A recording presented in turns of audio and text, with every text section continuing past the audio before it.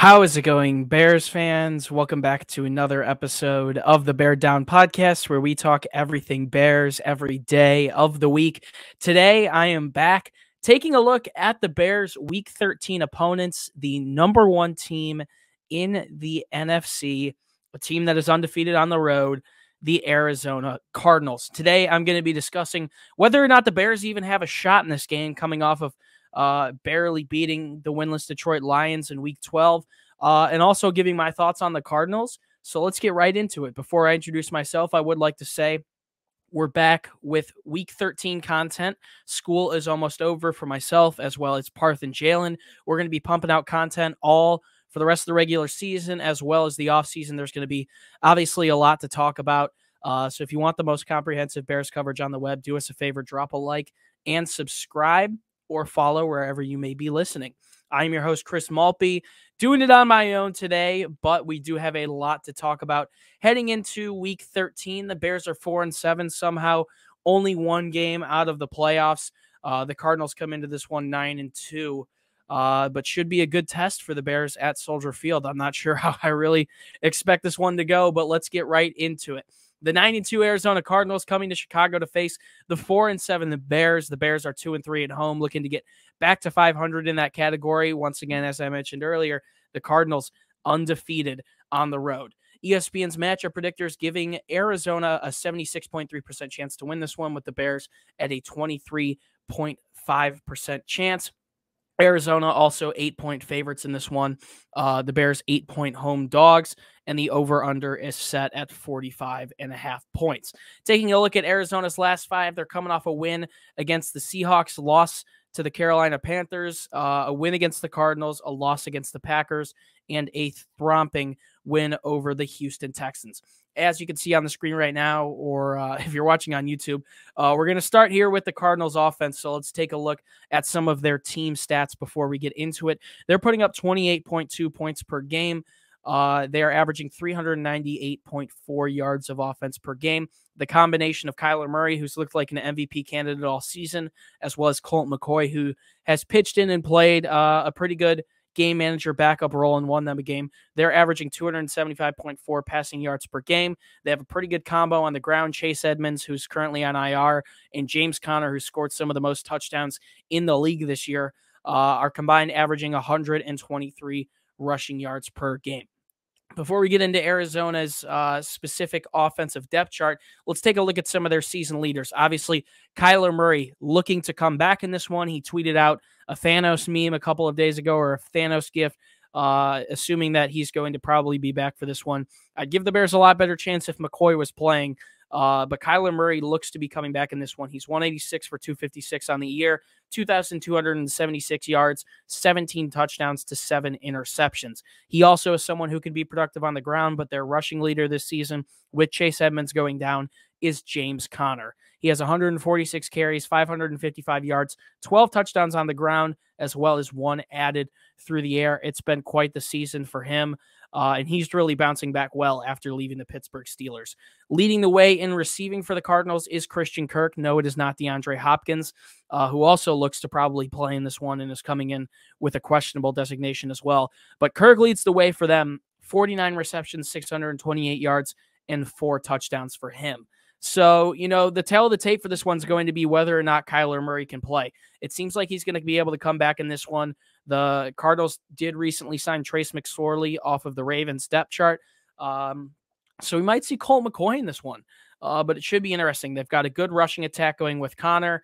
We'll see if DeAndre Hopkins suits up for this one. Seems like he could also very much so be back. They also have AJ Green, Christian Kirk, and Rondell Moore, as well as Antoine Wesley and Andy Isabella for their receiving corps. So a pretty good group of guys there. I'm really worried about this Bears secondary. Taking a look at their tight end, they made a big trade earlier this offseason to add Zach Ertz. So a great signing there for them.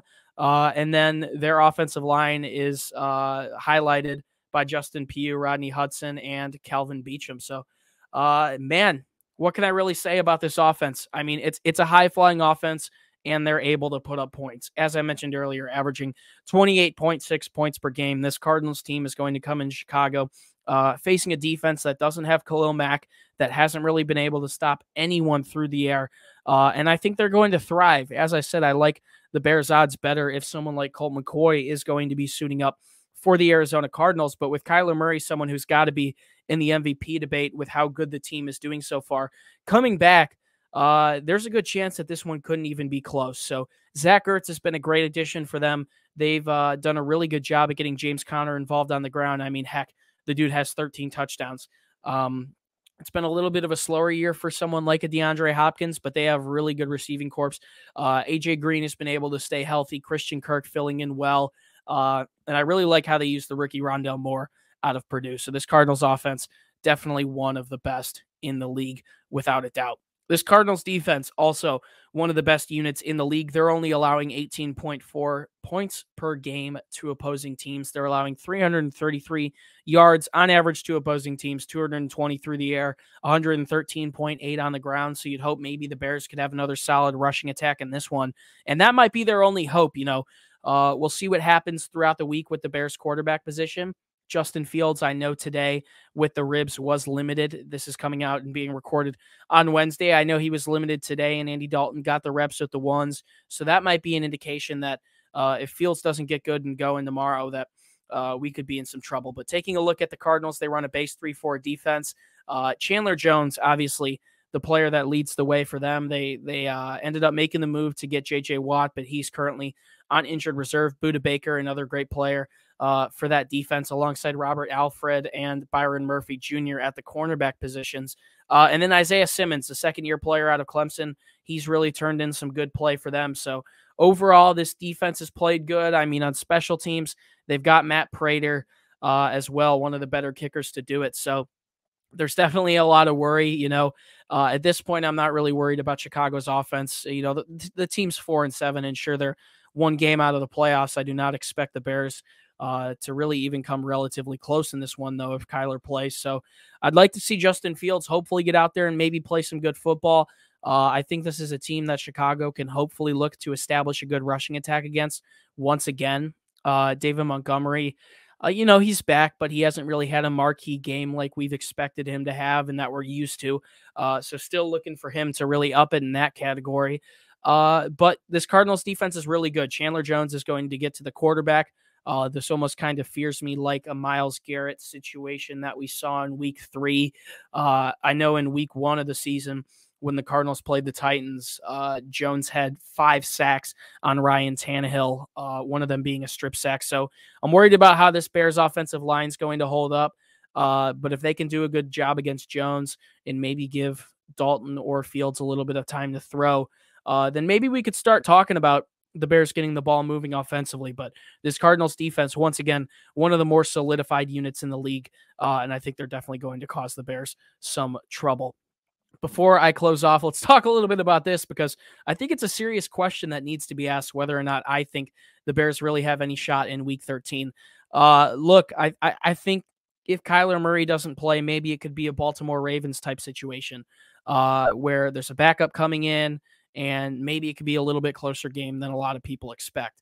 We saw Tyler Huntley, a couple of weeks ago, come in and still slice up the Bears defense. And that's something that I would expect Colt McCoy to be able to do as well if he was filling in for the Cardinals. Not to mention the Ravens a couple of weeks ago, just to use it as a comparison once again, were missing Marquise Brown. It looks like DeAndre Hopkins might be able to come back in this one. But, if you take out Hopkins and Murray, you've got Jaylen Johnson on Christian Kirk. And I'm still worried about this Cardinals offense and what they present. James Conner's been on fire. They've been able to use some of their backup receivers really well. The defense has been stout, allowing the last couple of opponents outside of the Carolina Panthers to around or under 20 points. But, we saw the Panthers beat them a couple of weeks ago after they came off a good win without Murray against the 49ers. So I'm not going to completely rule it out. If Kyler does play, I do not think Chicago will have the best chance in this one, even though they do have home field advantage. But with Colt McCoy, it could be an interesting game. Regardless of who starts at quarterback, I expect the Bears to hopefully try and establish a run game in this one once again, especially if Fields is back. You got to get him moving. I know it's scary sometimes, the shots that he takes, and that he's coming back off of having cracked ribs. But you got to give David Montgomery the ball. I'll say it week in and week out. The Bears statistically put themselves in good spots in the rushing game to be able to put up points. So, regardless of whether or not it's Dalton, this Cardinals team is good. They have a very good record for a reason. They're going to be a team that's a top 3 seed in the AFC, currently sitting at 9-2 in that number 1 spot. So maybe the Bears can play spoilers here in this one, but I'll give the Bears a slim shot. I don't think they deserve too much more than that, unfortunately. Sorry for the little bit shorter of an episode today. Once again, I am by myself, but before I go, I would like to say thank you guys so much for tuning into this episode of Meet the Opponents Week 13. If you want more content from us, be sure to drop a like, subscribe, follow wherever you may be listening. The viewership and the listens we're getting right now aren't as consistent as they should be, but for you guys who are still listening, believe me, I very much appreciate it, and we're going to keep making content throughout the rest of the season and into the off season when things get a little more spiced up and interesting. But if you want more content from us outside of the podcast, head to our website, beardown.com. We're still posting columns, articles, and blogs over there to get you guys ready for each week's matchup, including this week when the Bears host the Cardinals. If you'd like to find the podcast on social media, you can find it on Instagram and Twitter at beardown.